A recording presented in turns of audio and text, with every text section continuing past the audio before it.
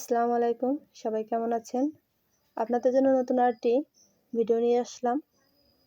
আপনারা যারা ভাবতেছেন কোয়েল পাখি খাবেন কিন্তু পশম পরিষ্কার করার ঝামেলা মনে করে এগুলো খাচ্ছেন না, তাদের জন্য এই ভিডিওটি। কোয়েল পাখি পরিষ্কার করা খুবই সহজ। এগুলো জবাই করার পর গরম পানি করাও লাগে না, শুধু পশমগুলো হাতের আলতোভাবে টান দিলেই উঠে যায়। দেখেন কত সুন্দরভাবে পরিষ্কার হয়ে গেছে।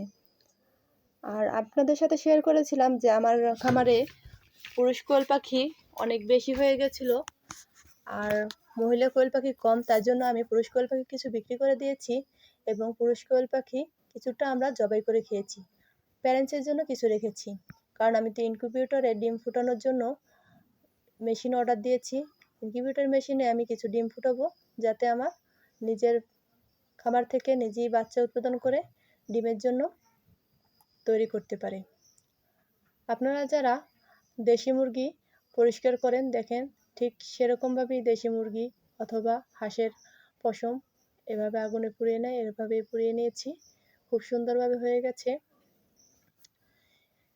আমি পরবর্তীতে আপনাদের সাথে এই ভিডিওগুলো শেয়ার করব কিভাবে ডিম উৎপাদন করে এবং ডিম ইনকিউবেটর দিয়ে বাচ্চা ফোটায়।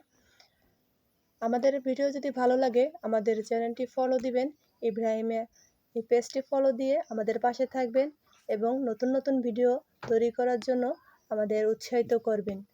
আমাদের পাশে থাকার জন্য আপনাদের অনেক ধন্যবাদ।